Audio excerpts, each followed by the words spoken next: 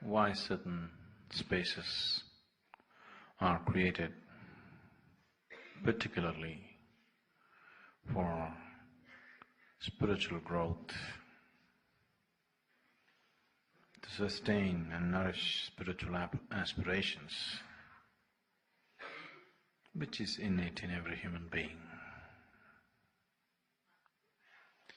Why such a space is needed?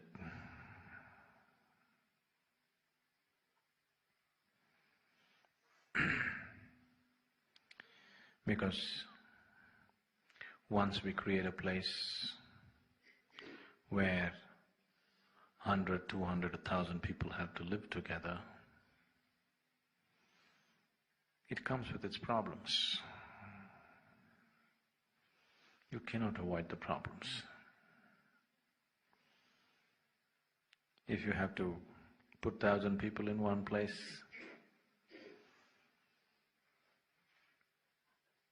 with common areas where they have to share and interact and collide on a daily basis.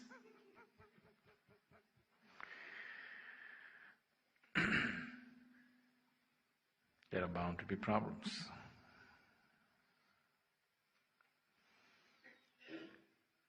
And these problems that come because of a lot of human beings living in one particular space are very essential for one's growth.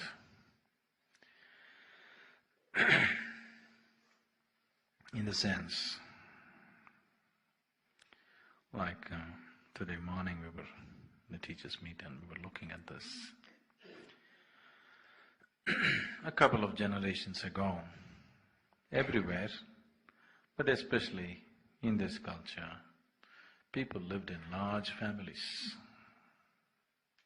Even today, there are few families like that, 200, 300 people in a family.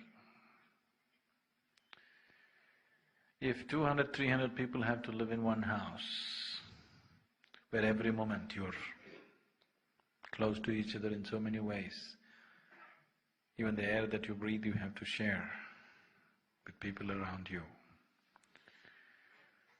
It takes enormous balance and maturity for a person to go through those situations without getting too entangled in irritations and agitations and anger and hatred. Very easily people can get into intense states of anger and hatefulness when people live in close proximity. It is also a possibility for enormous amount of love, compassion, caring, but the other thing is also very much possible. As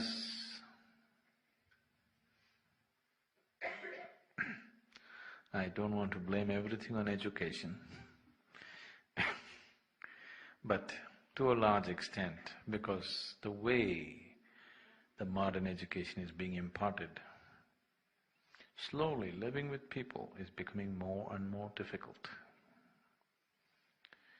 So initially family meant mother, father, grandmother, husband, wife, children, uncle, aunt, their children, their children, their children, their children, a huge group of people. Then slowly as we became more and more capable of being irritable,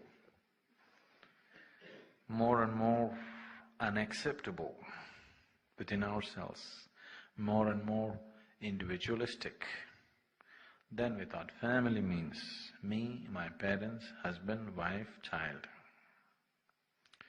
Then slowly we thought family means,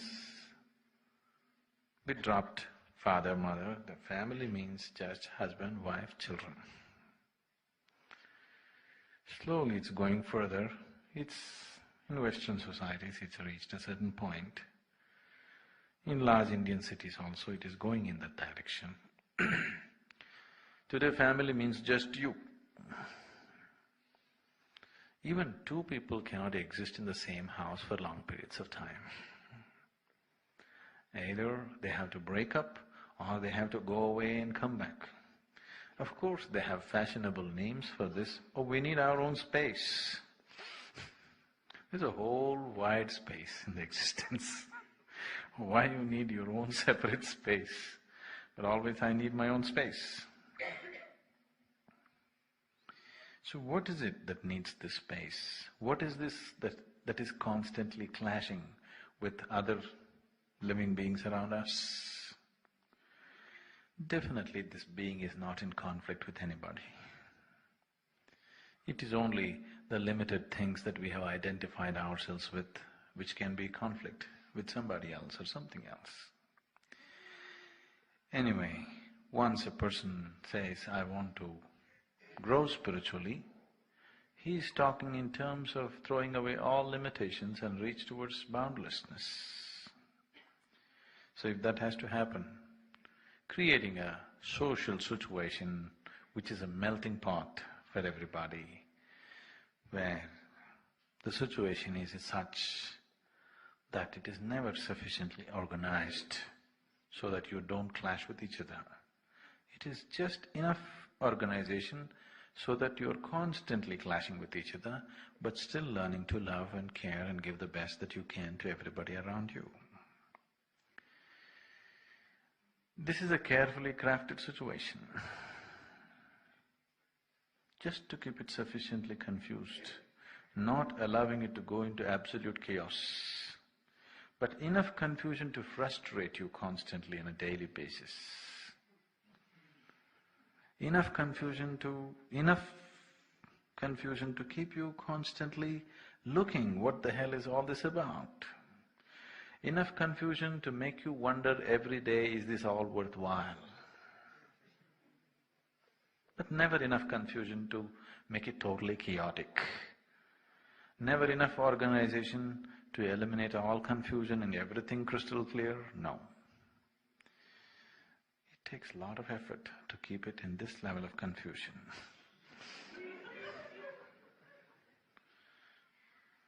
And if this is taken away, if people become too settled into their situations, if it becomes too organized, there will be no spiritual quest in you.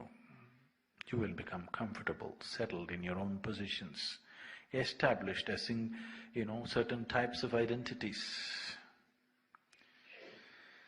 So, creating a place like this, every aspect of it has been carefully engineered. Maintaining that balance is a huge feat, because one day if you don't attend to it, it may go into total chaos. Or if you allow very organized people to take care of it, they will organize it so much that it becomes like a corporation, where it becomes productive, but human beings will disappear and will manufacture machines out of human beings. So just keeping it at the right balance is a difficult feat. I hope always in future also people who live here and manage this place will manage it with necessary dose of confusion, necessary dose of disorganization, at the same time never allowing it to collapse. No situation collapses in Isha. Have you noticed? We pull off all situations well, but at the same time every situation is in confusion.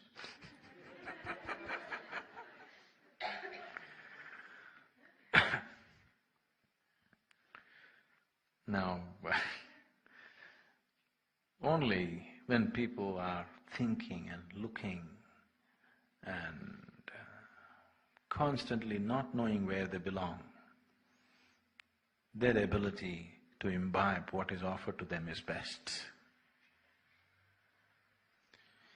Now, if people become absolutely focused, that would be fine. But that focus is rare. People only tend to become settled. Settlement means no moment. Now, living among these people with a certain dose of confusion constantly can become extremely frustrating for some of you, that you keep wondering if the whole effort is worthwhile. That is why, to offset all this confusion, to offset this disorganized way of approaching things,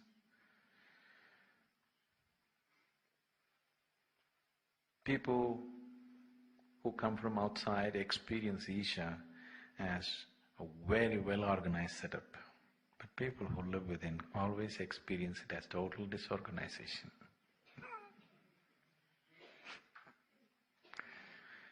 People who come from outside, they always believe our programs, our situations are very wonderfully organized. But people who live here always believe everything is absolutely disorganized.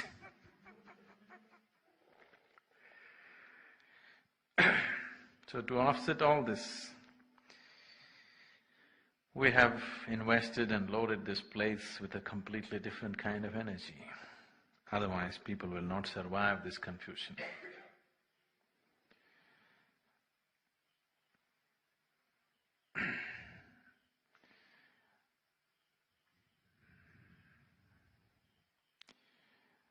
When I say loading this place with a certain energy,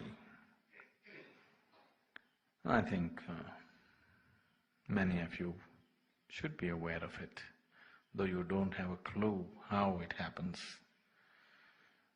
Right now, if you want to experiment, you just stand 20 feet outside the fence, sit and meditate.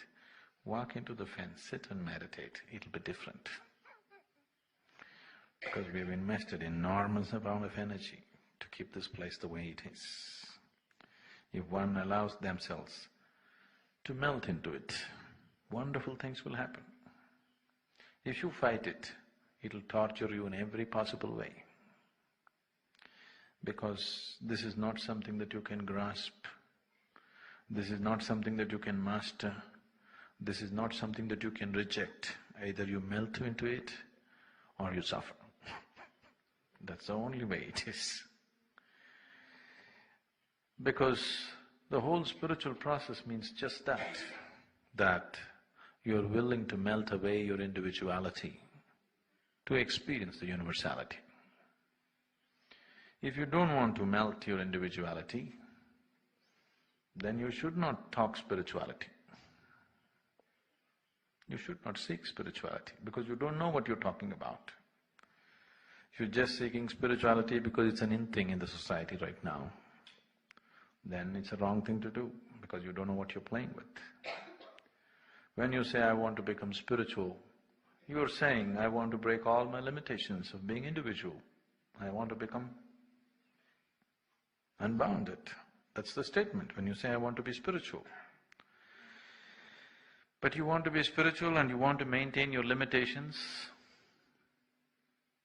You wear your limitations like decorations around your neck, then you will simply cause suffering to yourself. When you cause suffering to yourself, unfortunately and invariably, you will try to infect others around you.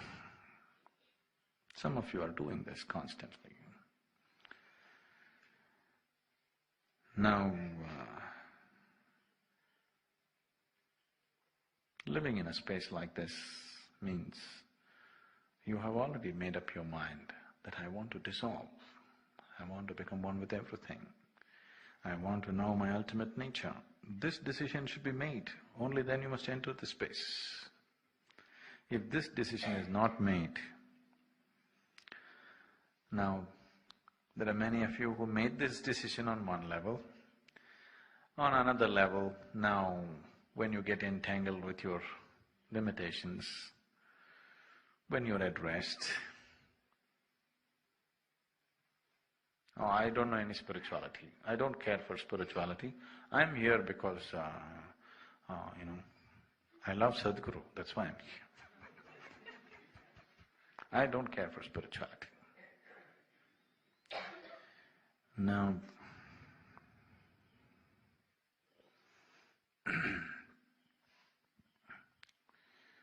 you need to understand this. When you say, I love Sadhguru, You must understand, your love is not for some person.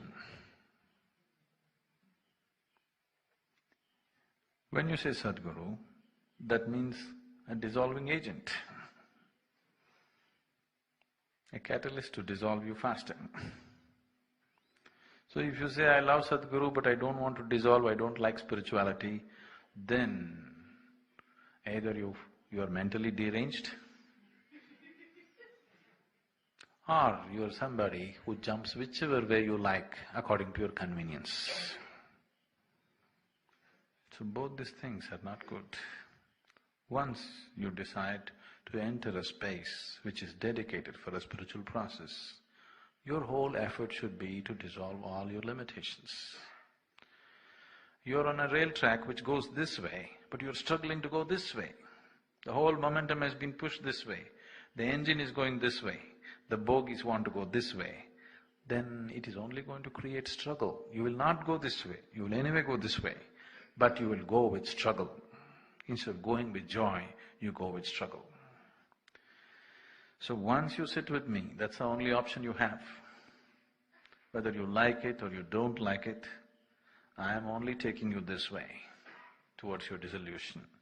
Either you walk through it joyfully, or you suffer and cry, we'll drag you and take you. But we won't let you go this way. So, the space has been created with a certain understanding, above all with an enormous investment of energy. The kind of thing that cannot be taken away by people, the kind of thing that will last for a very, very long time. Especially now, this generation of people who are here, they must do these things with utmost joy and gloriousness because there are certain advantages right now which will not be there later. The energy will be still there, the guidance will be still there, but there are certain advantages now that will not be there later. At least nobody will tell you jokes. Whether you cry or laugh, it'll be yours in future.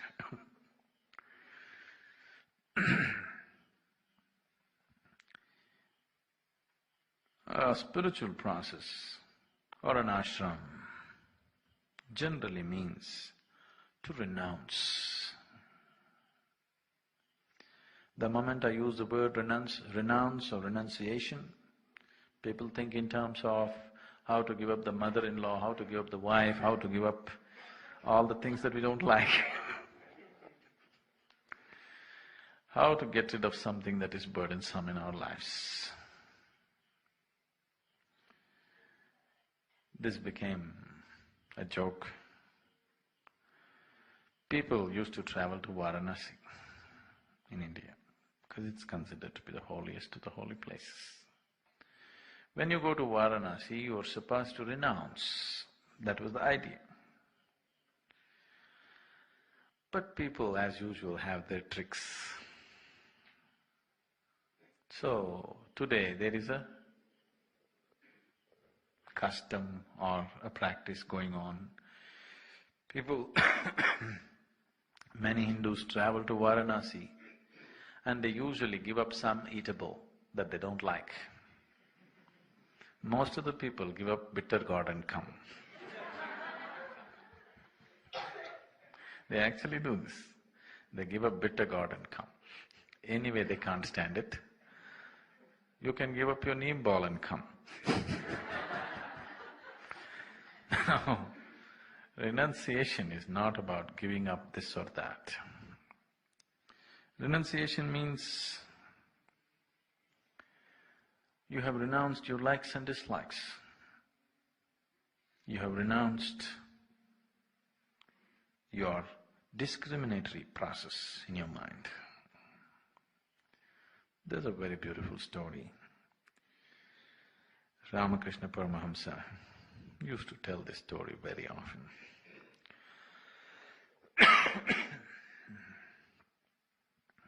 As I was saying, it has been an age-old custom in this country When people attain to a certain age, they renounce everything and go away. Once they reach a certain stage in their life, everything that's precious to them, their wealth, their home, their children, their relatives, all that meant something to them in their lives, to walk away from that. And they usually make a trip to Varanasi, Kashi. So old people at the age of 60 generally walk away. The idea is to travel to Varanasi and to travel to many other sacred places which are places of pilgrimage, and die in the process of travel. Or sometimes, if life doesn't leave you, you come back very old. Let's say from here to Varanasi is about 3,000 and odd kilometers. Walking on the way, there are many temples and pilgrim places. By the time you visit this whole thing and come back, it may take 8, 10, 12 or 20 years, depending upon how you walk, how much scenery you watch around you, you know. So by that time your life is done. Like this one couple set forth, renounce on the path of renunciation. Husband and wife walking. Husband was walking a few steps ahead of the wife. Then he saw a diamond on the ground. The moment he saw it, he feared that if the wife sees the diamond, she may lose her resolve for renunciation. She may want to pick up the diamond. She may want to keep it in her purse. She may want to wear it around her neck. So with his foot he was trying to hide the diamond in the mud. The wife caught up with him and noticed that he was doing something. She asked him, "What are you doing?" He tried to avoid the whole issue. Then she saw the diamond and then she said, "The moment you distinguish between what is mud and what is diamond, then there's no renunciation in you. The moment you recognize something as precious as something as not, the moment you recognize something as sacred and something as not, then there's no renunciation in you." So when we say renunciation, when we say living in the ashram, it does not mean giving up. It just means that you are capable of involving with every aspect with the same intensity, with the same sacredness. There are two ways. Either you see everything as absolute nonsense, that's one way. Or you see everything as sacred, that's another way. If this is sacred and this is nonsense, then you miss the whole point. If you want to live seeing everything as absolute nonsense, everything and everybody, you see them as total nonsense, then you cannot live among people, you must just live alone. That's one way. Or you see everything and everybody as sacred, then this is another way, but now you can live among people. Either you're involved with everything totally without discrimination, or you are not involved with anything at all, including your body and your mind. That's another way. Both will work wonderfully. But right now, for most of you, the way you're made, your mental makeup and the social situations in which we live, it's better to see everything as sacred rather than seeing everything as nonsense. Both are true. Both are wonderful means, but we must choose what we are ready for, isn't it? If you see everything as total nonsense, then you have no sense of involvement with anything, absolutely, including your own body, including your own mind, including your own emotions. You don't attach any importance to anything. Or you attach utmost importance to everything in the existence. You don't make a distinction between mud and diamond. Everything is diamond for you. Both ways it works. But here in this ashram, we have chosen to see everything as sacred, because if you want to live among people, that is the way. So renunciation does not mean giving up what is inconvenient for you. That the whole world is doing anyway, isn't it? Isn't it so? The whole world is always willing to give up that which is not convenient for them. Everybody renounces what they don't like. Everybody renounces what is inconvenient for them. That has no significance, has no value to life. Especially spiritually, it doesn't mean anything. So, once you need to understand, all of you, once you step here, whether you sit here for 2 days or for the rest of your life, you have made the mistake of sitting with me. Once you made the mistake of sitting with me, you are on the spiritual path. Either you walk willingly and joyfully, or you cry and yell and will drag you anyway. It would be nice for all of us if you walked this joyfully.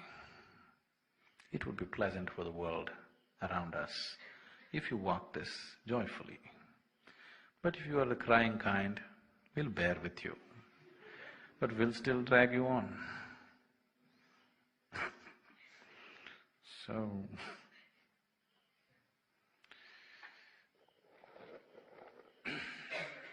any questions?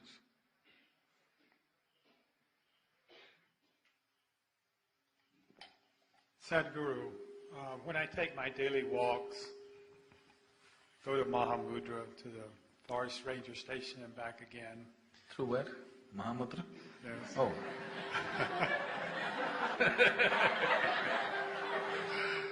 I never thought that was a walking place. As soon as I step outside the ashram, there's a very distinct and strong energy shift that I feel. And I wonder what's going to happen when I go back to the States. Could you talk about the difference in this energy shift and why it's so? I know that you've said before that construction workers that come here to work benefit from this place, even stray dogs. And I wanted to know… I didn't mean you, okay. That's really… And I wondered if you could elaborate on that. Okay.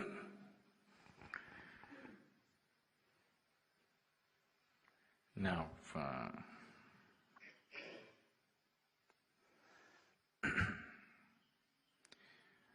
the energy space that is created here, you can take it with you even if you go to Mars. Why States? But you cannot take it to Mahamudra.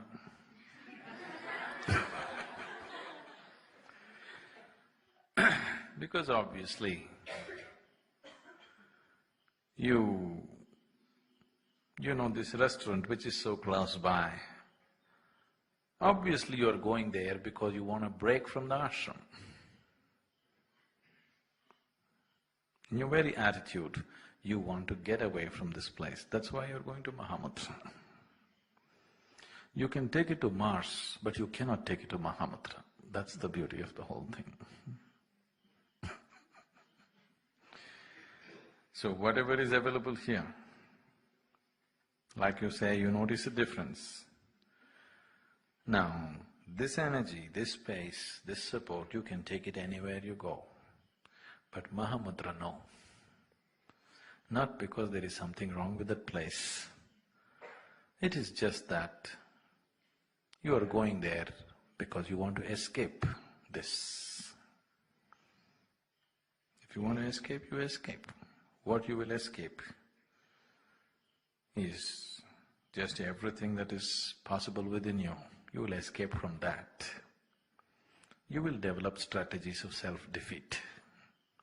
The whole world is busy doing it. Because when I say the whole world is busy setting up strategies of self-defeat, just look at the way people die in the world.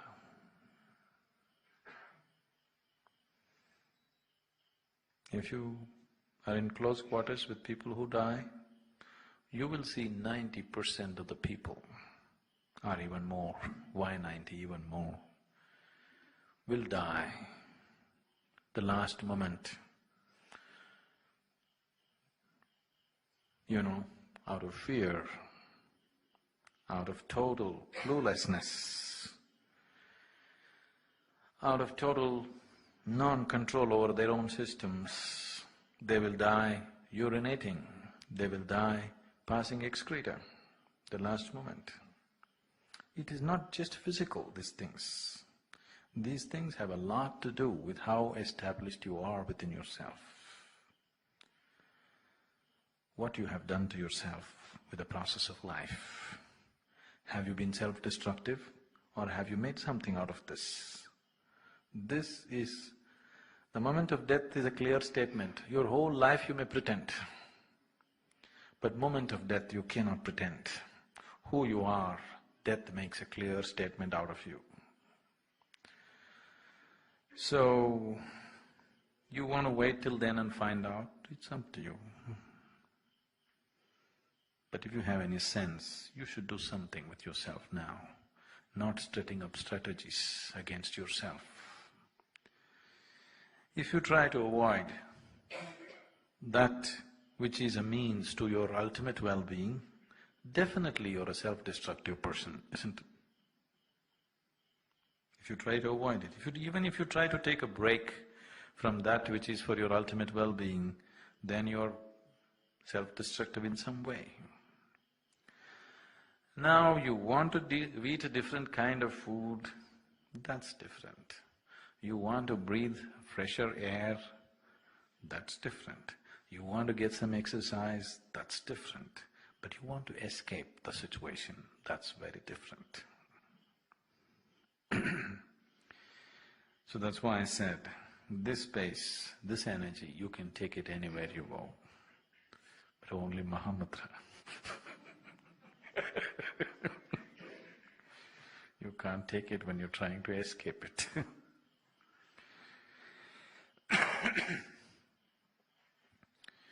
So when I said, anybody who enters this space, even unconsciously, maybe they come here for business, maybe they come here just to work, even a stray dog, I said. I know we can very easily pass this off as coincidence or maybe so many other explanations. But if you do not know this,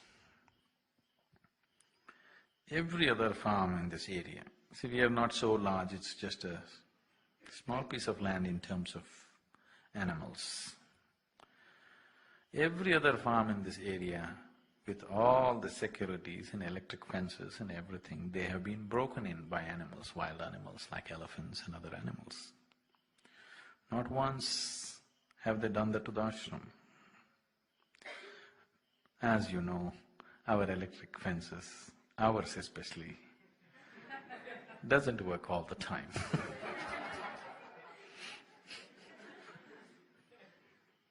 Our maintenance department is doing its best,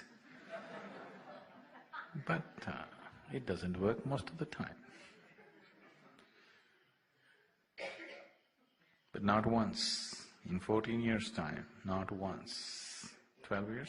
Okay, whatever. Not once have they come. Even if they came through the gate, went out of the gate.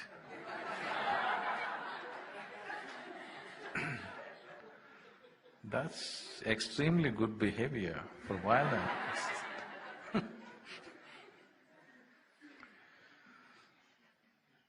I'm not saying they have all become meditative. No.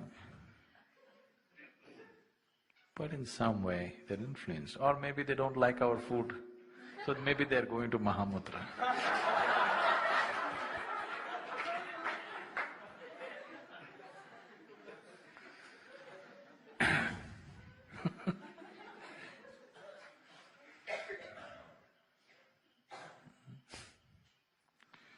So if you allow this to happen to you, because now you are no more a stray dog, nor are you a laborer who is coming here unconsciously, you have come at least reasonably consciously.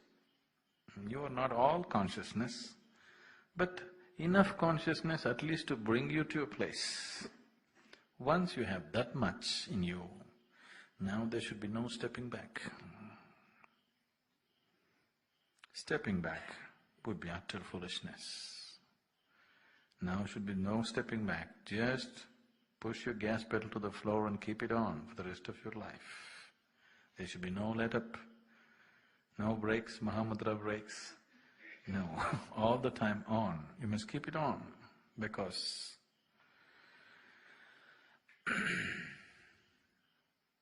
what many beings take lifetimes of sadhana to get to, we're trying to create a situation where it should happen to you in this life. So, it needs undivided attention, otherwise it won't happen. Well, what should I do? What should I do? What you do is not the point. How you do everything is the point.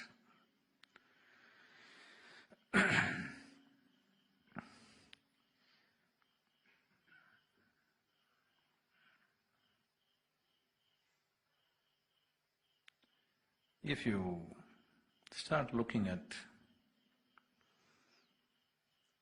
as I earlier mentioned, I'm sorry.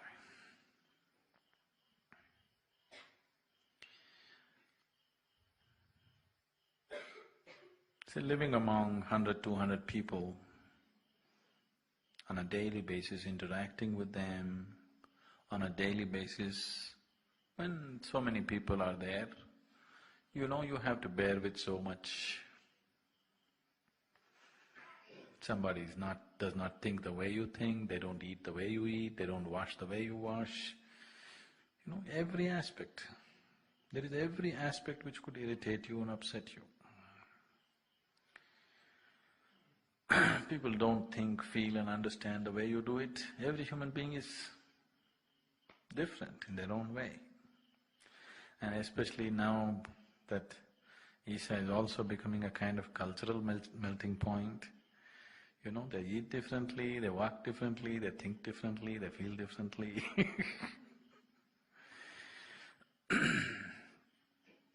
If you give in to this, then living together with such a large group of people will lead to insanity. If you just give in to this process of liking and disliking what people are doing and not doing, then surely it'll push you towards insanity. Only if you have a little deeper establishment within you, if you know something little deeper than your own mind, you know something little deeper than your own emotions, your own likes and dislikes, you're not 100% free from it, that's okay, but you know a little bit of that. If you don't have that, then this will drive you to distraction. If you have that, every day you go through the whole struggle but it doesn't take a toll on you, that's a good situation.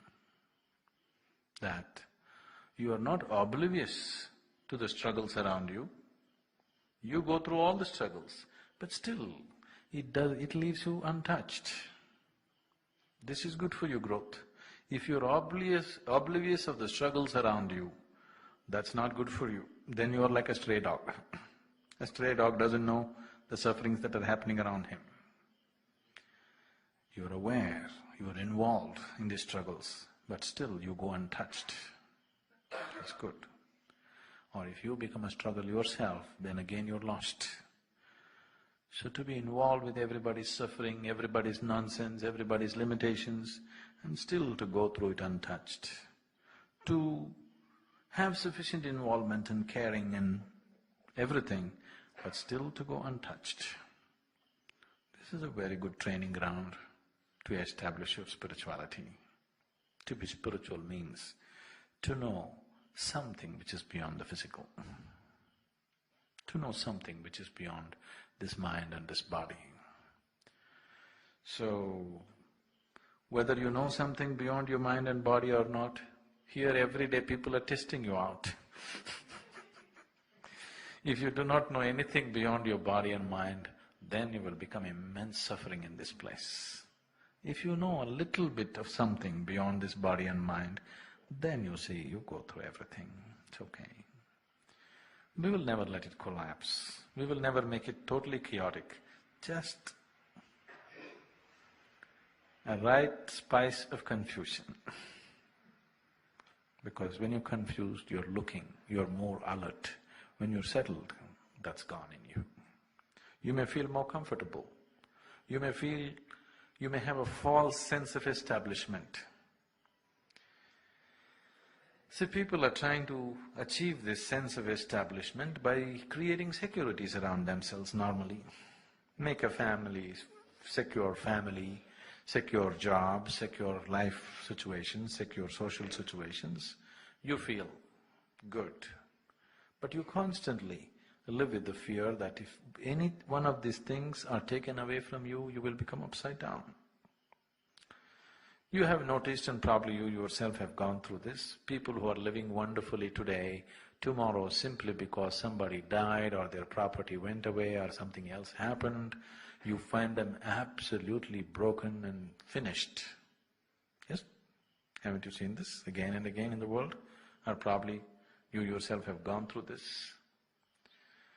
So this kind of establishment is not going to take you through life and beyond. The moment you say, I'm intending to be spiritual, it means that you have long-term plans for your life. Your life plans are not just between birth and death, you're thinking beyond. That's what it means, isn't it?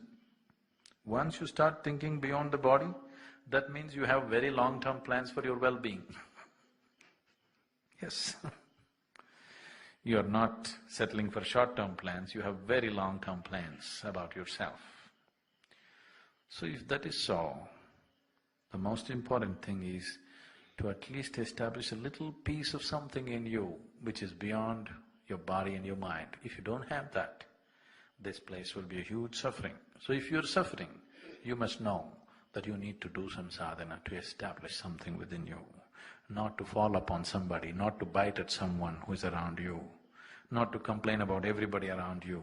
You must understand, you need little more sadhana, you need some inner establishment. What I want you to understand is, if all we were aiming for is spiritual evolution, all these things would not be necessary.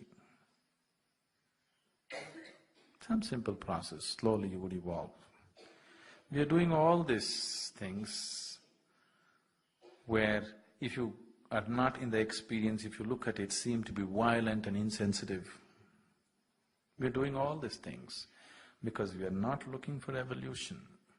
We are seeing how to mutate you from one dimension to another, quick. If we are seeking evolution, we could have slowly done it. All these kind of drastic methods wouldn't be needed.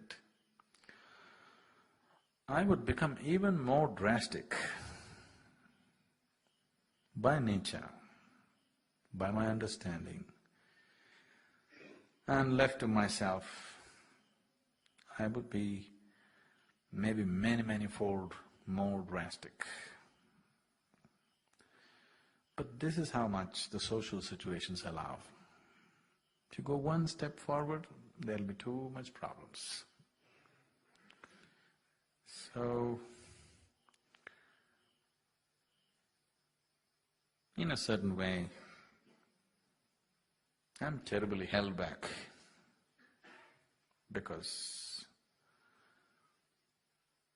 there is an outside society which we have to face and which we have to be in tune with to make things happen here peacefully.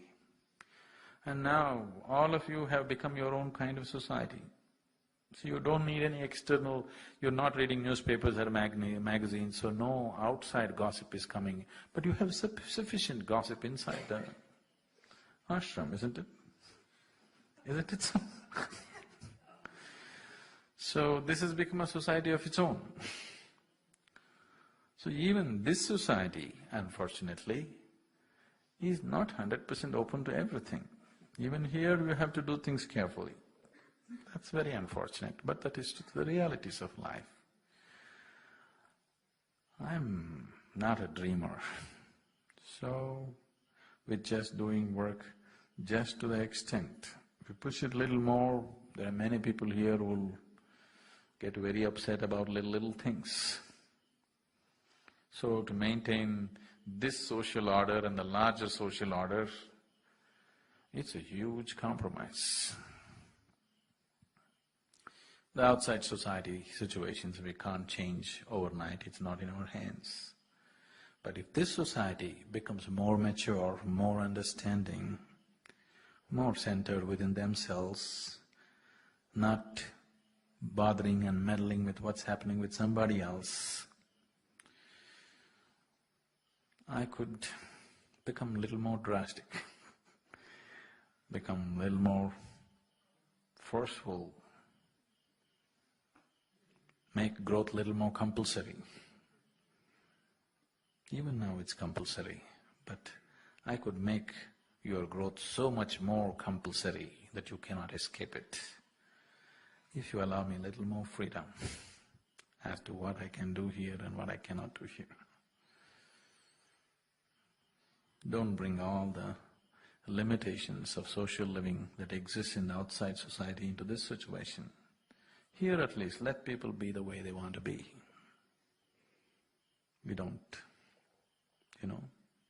we don't deviate from for what purpose ashram is set for, established for. If you create a situation that nobody deviates from for what purpose this place is established for, then making this a much bigger possibility than what it is becomes a reality. But when people keep deviating from the basic purpose for which the ashram is established, using the situations for their own purposes, then the whole possibility comes down. But I know when 100 human beings live in one place, all these problems exist. I'm not averse to it. I'm not afraid of it, nor do I want to run away from it. But if we lower that, we can make the possibilities little more compulsive, little more compulsory to grow. So now that you're in an ashram, no simple nidra, yoga nidra.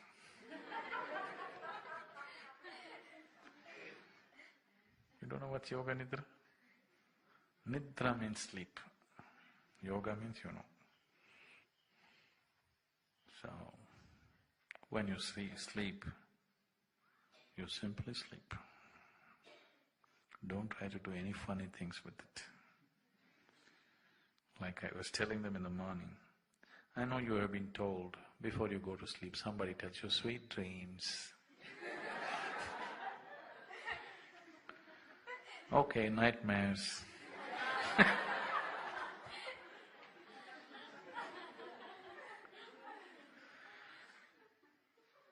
So whether you today want to witness a romantic movie or a horror movie, it's your choice. But all these fancy things come into you only when you don't use yourself sufficiently in your day-to-day life. If you use yourself fully, 100% during the day, when your head touches the pillow, you're dead.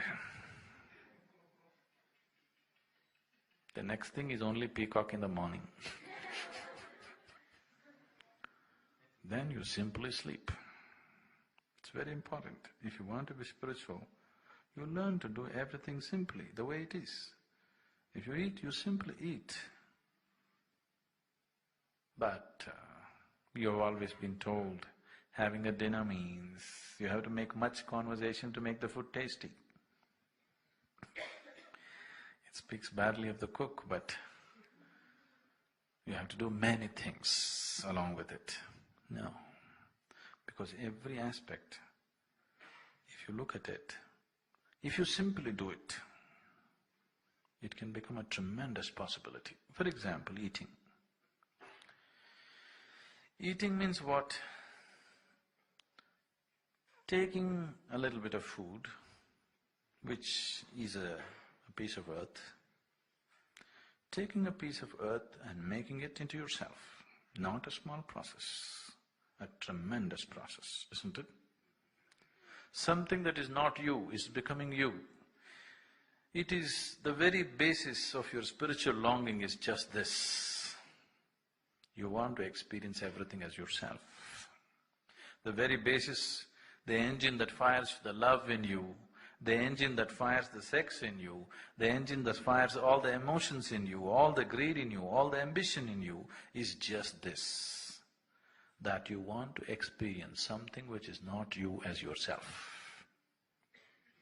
And that is there every day when you eat your food, isn't it? Something which is not you is actually becoming you. If you pay enough attention to the simple process of eating and simply eat, nothing else, just eating, you will see eating is an explosive process. And how can you talk to somebody else? It is such a big process. So when you sleep, just sleep. Leave your yoga alone, leave your spirituality alone, you just sleep like already, many of you are already doing. That's good. Yeah?